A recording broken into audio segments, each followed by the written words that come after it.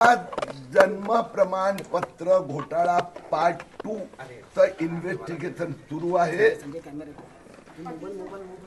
Part 1 मध्ये आपल्याला माहित आहे की ग्रामीण भागात 3 लाख बोगस जन्म प्रमाणपत्र देवेंद्र फडणवीस सरकारने रद्द केले। पार्ट 2 मध्ये आम्ही महापालिकेवर लक्ष देत आहोत। मुंबई महापालिकेत 87,000 बेकायदेशीर जन्म प्रमाणपत्र रद्द करण्याचा आदेश मुख्यमंत्री महोदयांनी दिला आहे। आज नवी मुंबई, नाशिक, पुणे आता 11 महापालिकेत गेल्या 4 दिवसात 7 दिवसात मी सगळं स्टॉक टेकिंग केलं आहे। त्यात स्पेलिंग मिस्टेकच्या नावाने या 11 महापालिकेत 1 लाख जन्म प्रमाणपत्र नवीन दिले गेले आहे। वास्तविकरित्या एकदा जन्म प्रमाणपत्र दिले त्यात काही करेक्शन करून नवीन जन्म प्रमाणपत्र हा एक मोठा घोटाळा आहे। त्याची चौकशी आता सुरू झालेली आहे। नवी मुंबई महापालिकेतून आता 2-2.5 हजार स्पेलिंग करेक्शनच्या नावाने जन्म प्रमाणपत्र दिले गेले आहेत। मी माननीय सभागृह नेते, इथले भाजपचे नेते आणि अधिकारी आमच्या अधिकाऱ्यांचे विस्तृत चर्चा झाली आहे।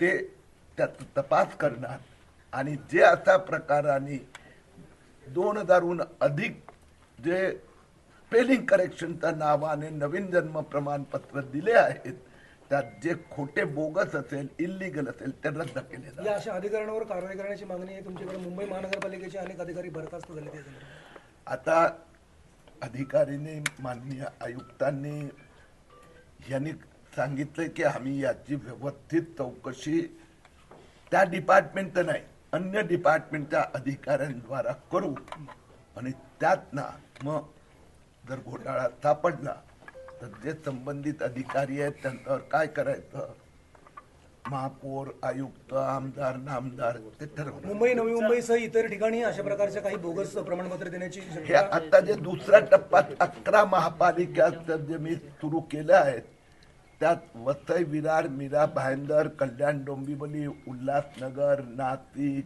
पुणे, नवी मुंबई अशा 11 महापालिका आहेत।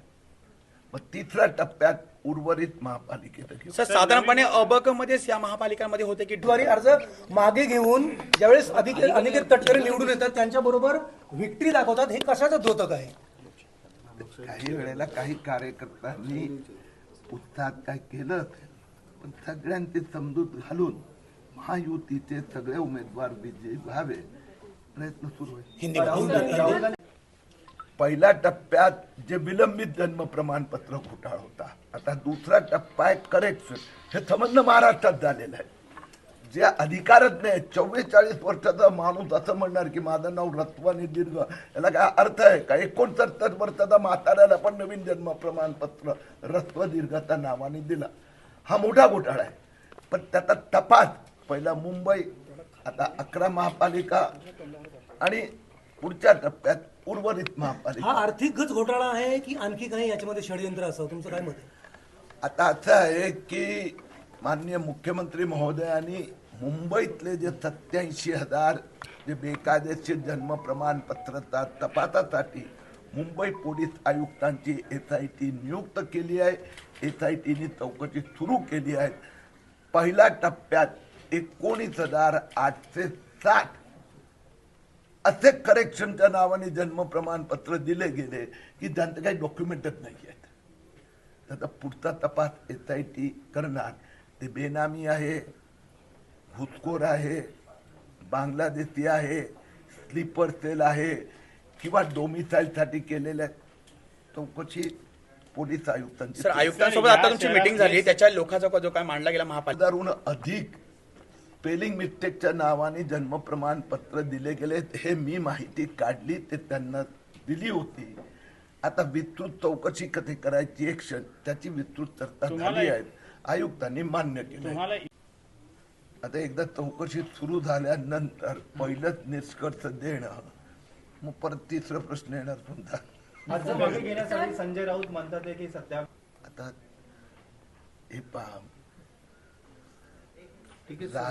राजकारणात वर खाली होत असते. काही लोक ते सहन करू शकतात, काहींना फार जड जाते. मग त्यावेळी पॉलिटिकली म्हणजे पब्लिसिटीच्या द्वारा जिवंत राहण्यासाठी अशा प्रकारचं बोलत असते. आपण समजून घ्यायचं.